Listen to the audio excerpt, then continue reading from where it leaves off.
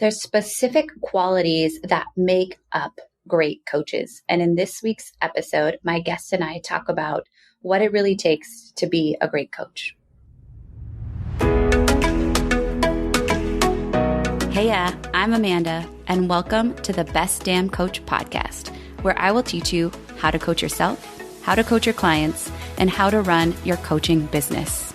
The number one goal of this show, though, is to help you be the best damn coach you can be so your clients go out and tell the world about you. So, let's do the damn thing.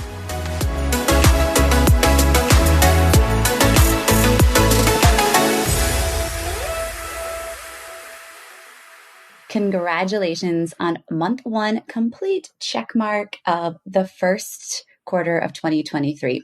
As you head through the rest of 2023, I know that one of the goals you have as a coach, practitioner, online service provider is standing out. You want to stand out above other people that do what you do. That is why I created a free training that is geared towards just that. How to help you stand out as a coach so you can make more money without spending ridiculous amounts of money on marketing. So you can check out this free training. I'm going to walk you through 3 of the biggest mistakes that I see coaches making that actually prevent them from standing out, and 3 shifts that you can make to start shining brightly with the gifts that you offer your clients and the work you do in this world. So head on over to amanda-walker.com/masterclass. You can sign up for whatever time works best for you and dive into this free training that's most definitely going to help you reach your goals and impact in 2023. Welcome to the BDC podcast. Excited you are all joining in on another episode. And today I am joined by a fellow coach who loves to geek out on all things NLP, which I'm sure we'll talk about, and just what it takes to be the best coach you can be and what makes a great coach. So welcome, Emma Doyle, to the show. Thank you so much, Amanda Walker, for having me. I appreciate and I'm honored to be here. Cool. We had a great conversation over at your show, and it's so nice when you can jam away with somebody that gets like the coaching lingo and the behind the scenes view of what really goes into being a very fluid coach and being able to bounce between lots of modalities. But before we geek out too far, I would love for you to just share a little bit more about the work you do in the world now and what led you up to that point. Yeah, well, I'll start therefore at the beginning. My first part-time job after a paper round was a tennis coach. So similar to you in the fact that at my first coaching experience, I was only 14 years of age. I had no idea what I was doing. I just copied the court next to me, and I fell in love with the experience of just having fun with the little kids in front of me. And I was like, this is like the greatest job ever. I get to wear a tracksuit to work. So my journey starting out as a tennis coach was just incredible. And I'm so grateful for all the experiences I had. One of the big early sliding doors moment was when I got into the course of my dreams in Melbourne, Australia, tell with the accent here.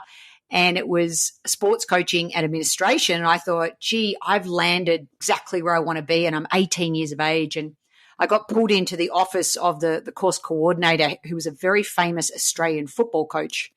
And he said to me, you know, his veins were popping, and he's like, do you want to be the best coach you can be? And I was like, yes, like, what have I got to do? And he's like, well, have you maximized your playing potential? And I was like, absolutely not. And the next thing you know, I was on a plane from Melbourne, Australia to Murfreesboro, Tennessee to play college tennis, because it was the first coach that wrote back to me. And I said, that's where I'm going to go to play college tennis. So I'm really grateful for that experience of sort of maximizing my playing ability for me to step into being a coach, which led me to running my own business, my entrepreneur my whole life. So Tennis Innovations was my first business. We went from 2 clients to 400 kids playing tennis a week in 1 year. Saved the club from being bulldozed. Another cool story. So that was a awesome community story, and the club's still going today, and that name, Tennis Innovations, is still alive and well today, which I love. And then I ended up coaching on the tour for around 8 years and represented Australia 20 times as a coach of world junior teams. So often taking teenagers on the other side of the world for 6 weeks at a time, wearing many different hats, a mother, a friend, a mentor, train ticket purchase or whatever it needed to be done. So that was an unbelievable experience. And from there, that's when I had my biggest aha moment, when I got out of tennis altogether, because I could only relate to half my players. I was like, why do I bring out the best in this slot? And why do I relate to these parents but not these students? And it was when I went and studied NLP, EI, life coaching, business coaching, everything to do with people and understanding people, and a deep curiosity to better service people, that I went, I have to change who I am to bring out the best in others.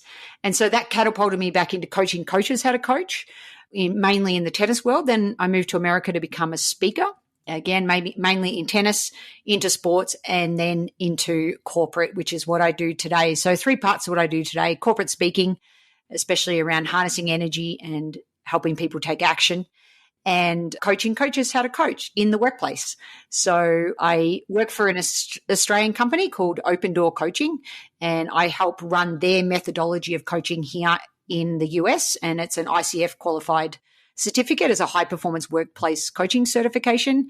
And I love it. I absolutely love empowering others in the modalities, in the strategies of coaching, which is what I do today here I'm based out of Denver, Colorado. But as you know, most of the courses are virtual. So Yeah, for sure. I mean, it's interesting as you're talking about this. Something that I see is that we have a hard time, not we as in you and I, but many people have a hard time identifying with this word coach.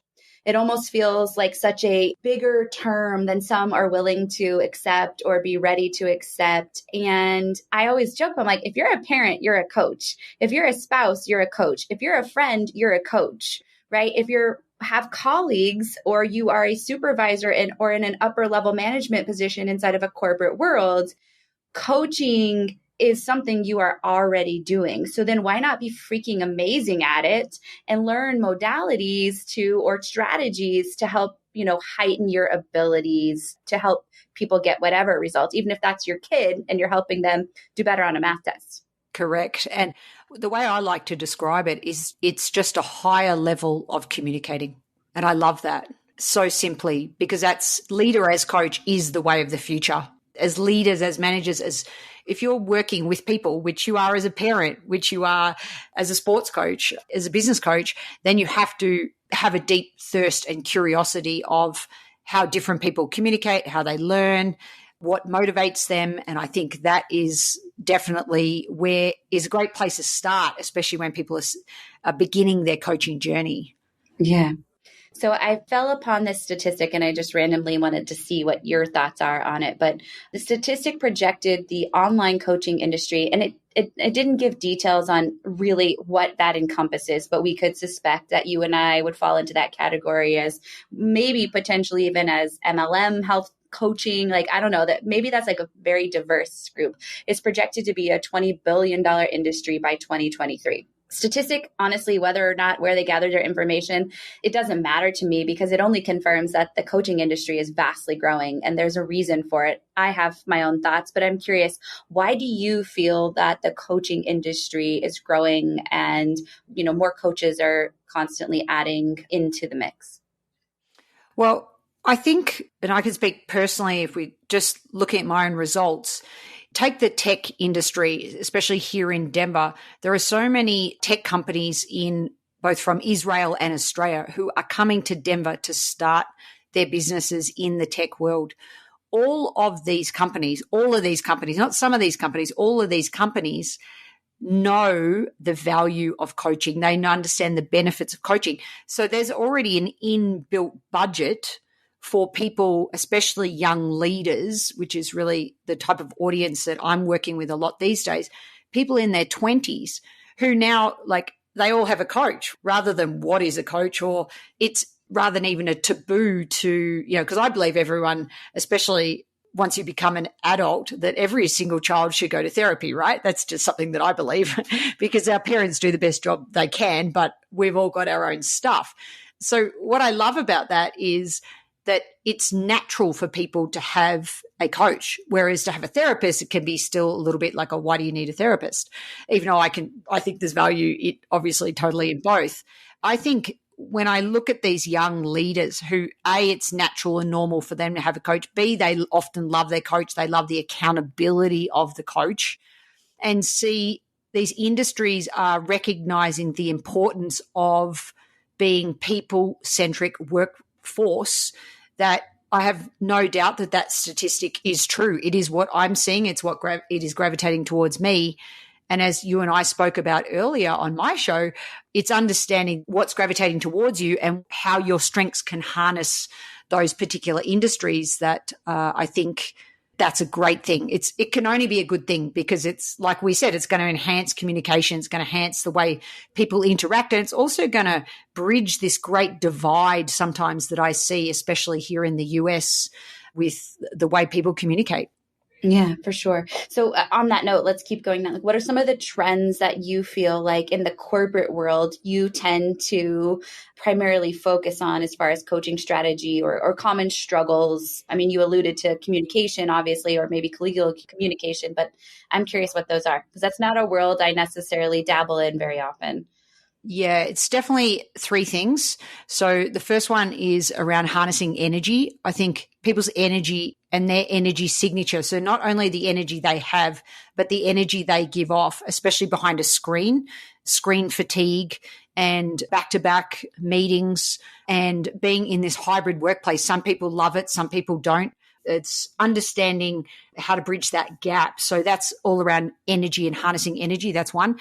Number two is purpose, seeing the bigger purpose, being connected to something bigger. Yes, money is important, but what I'm finding, especially with, we talk about the great resignation or the great reevaluation, as I like to reframe it, of course. I love that reframe. Yeah, is talent. These talented folk, if they are connected to the purpose and the mission and the values of the organization, they will take the pay cut as long as they can see the benefits and are connected to something bigger than themselves. So if they don't understand what that is, that's another challenge that I'm seeing. And then the final piece of the puzzle that I like to really focus on is this high performance, which is my background in high performance sport, under pressure. So some of the tools that I use is not just what's your personality, it's actually, well, how do you coach someone under pressure? Because there are all sorts of pressures that I'm seeing that are new pressures. Even when you do work from home, maybe you're trying to do the laundry and you're trying to take the dog out for the walk and you're trying to get the project done. And so you end up working longer and more hours and never being able to understand as you described it beautifully, the work-life rhythm and the work-life integration and how you put boundaries around that, which is coaching. So they're the three things, the three buckets that I really specialize in, because, again, that's what I'm seeing first and foremost as it relates to attracting, retaining, and coaching talent in the workplace.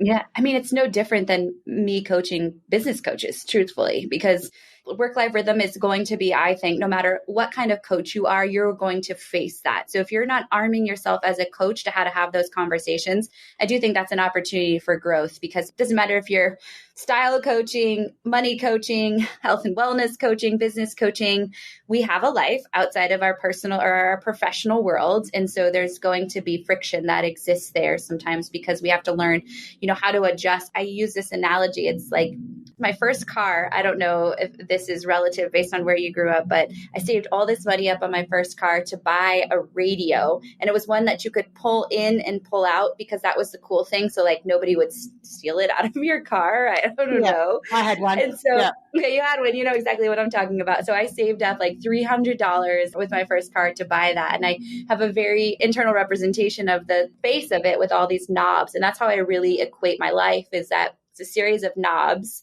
and there's just a constant flux that I'm playing with. And sometimes I'm turning the professional knob up. Sometimes I'm turning it down.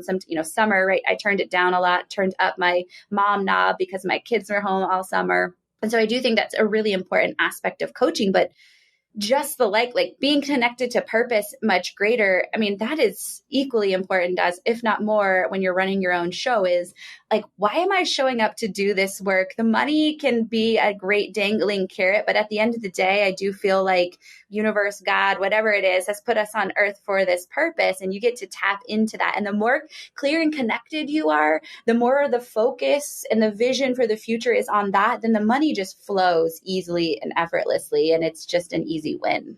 You're singing to my philosophy. And the other thing I'll say, let's stay on the car theme for the moment. I heard the analogy from someone recently about it's much easier to steer a car in motion than to steer the car that is still. So I think, for other business coaches out there listening, I know Amanda and I both believe that we pick a lane and you go down that lane, and if you fail, that's okay. Just fail quickly and then choose a different lane.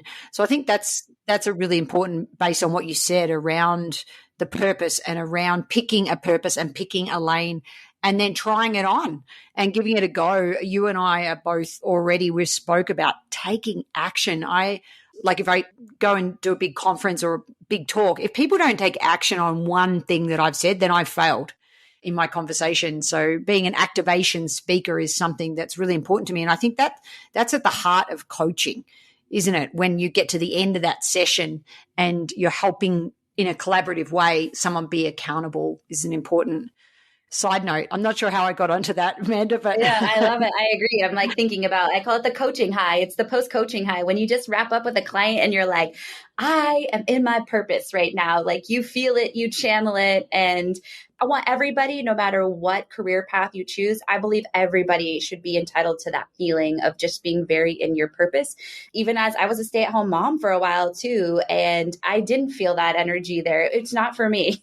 And I'm okay with that. I embrace that and am honest about that now. But in hindsight, I was forcing it because I thought that's what, I should be doing.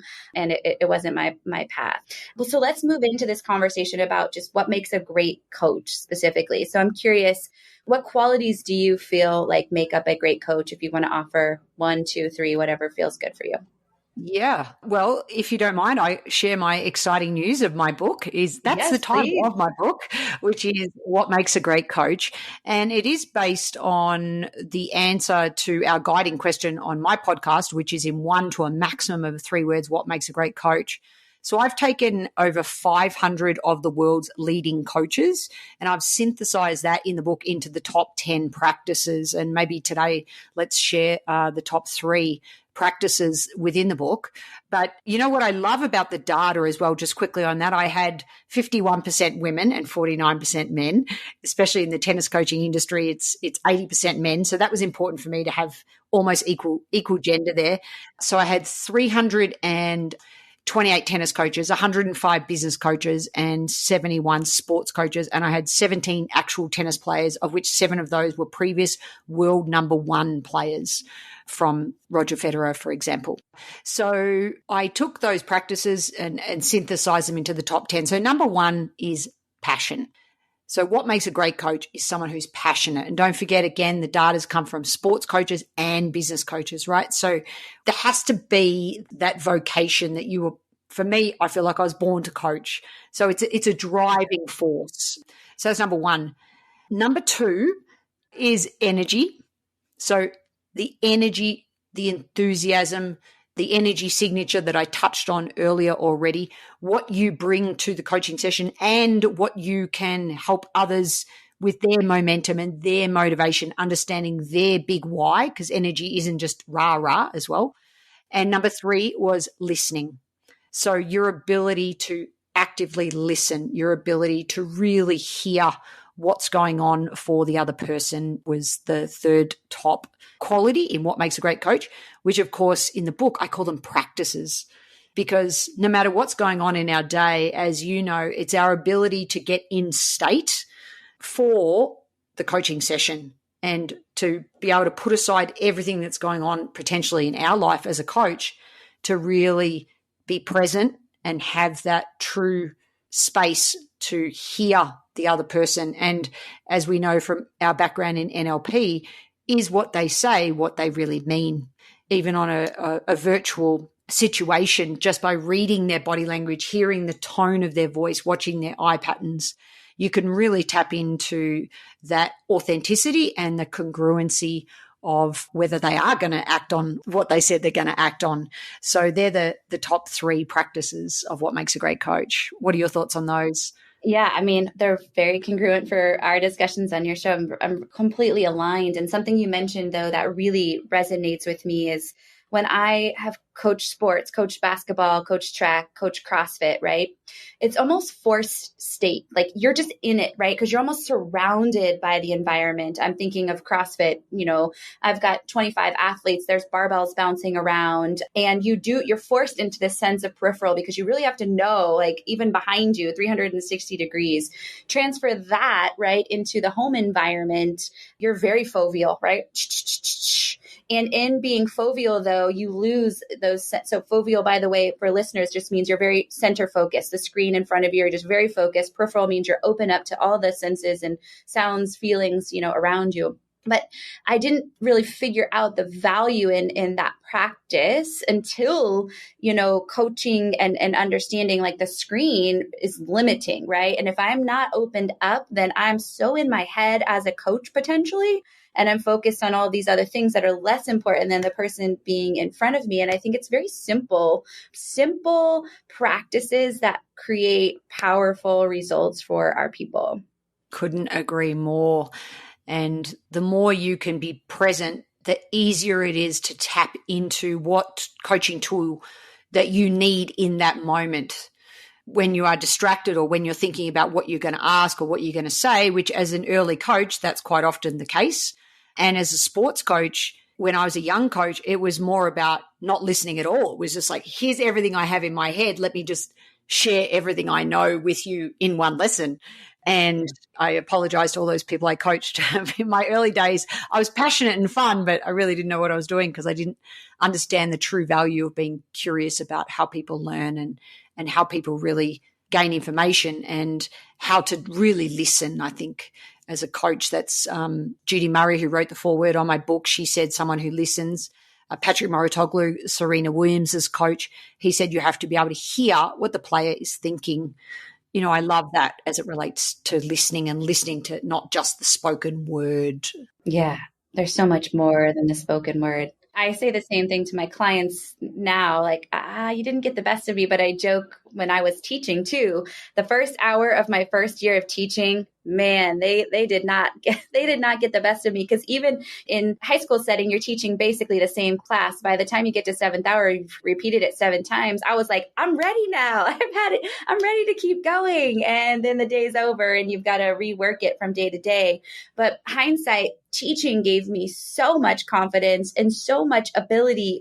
You've got 40 15-year-olds staring at you, all with inner dialogue, with body language, with physiology. I mean, I was literally self-teaching myself, NLP practices before I even knew NLP was a thing. And I think that that's the value of being able to just give yourself the capacity to fail and do it messy in the beginning, because we all need to go through that. We all need to have the clients that we're learning from and with. We're all going to go back and go, whoa, like, I am so sorry. And thank you for allowing me and trusting me in this process to get to where I am today by you becoming, one of the people that's a model for me to grow from. Well, speaking of that, if you don't mind, I'd love to share a little formula on confidence, which confidence equals time plus experience. Now, we can't necessarily short circuit time Monday to Tuesday. Yes, there's quality time, but plus experience, right? Now, you just said it right there. If we can find people where we can model their behavior, which is definitely an NLP technique, but behavioral modeling. So it might be finding a coach or finding a mentor or somebody where you want to be, and you can model their behavior and then add those coaching toolkits that suit your authentic personality, is how you short circuit experience, which means you can build your self-belief, which equals confidence. Of course, those two are linked much faster.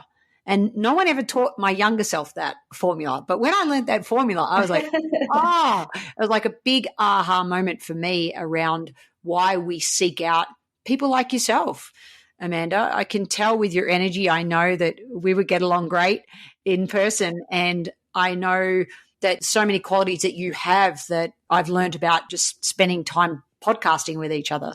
Yeah, I agree totally. And this is interesting that you say that because you don't know this, but inside our program, Best Damn Coach, we set aside an hour every month to what we call it's a practice playground, but it's a modeling playground because I do believe that this isn't provided for coaches, especially new coaches who don't have, a full roster of clients. How do we go out and how do we simulate those without having real clients? And it's like we simulate it and we learn and we put ourselves in the situations to practice so that we can, follow through and fumble around and have a colleague with us that's like there to pick us up and brainstorm with us. And I don't think that this is personally being done at any other place in coaching environment, but I do believe 100% in your formula and that experience is necessary to grow and to gain confidence. Yeah. Well, again, which is why I called my chapters practices.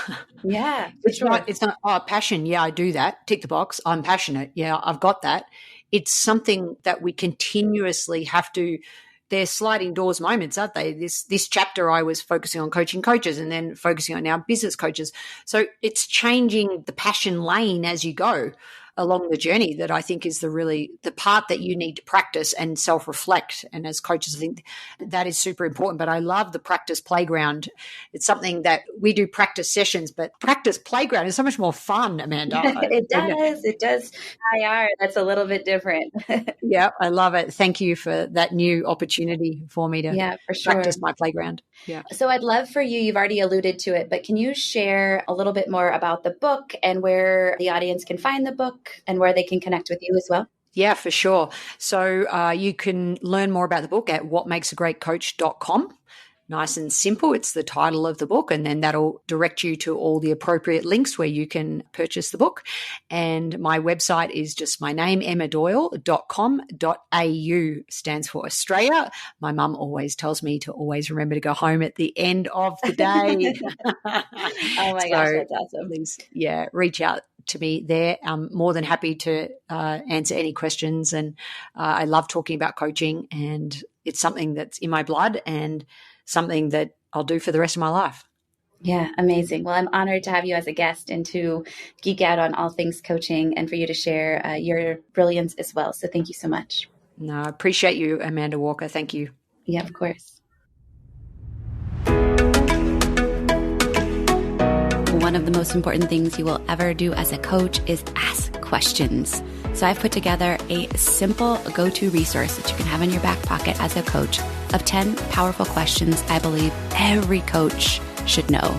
So go ahead and head on over to amanda-walker.com/questions to grab yours now.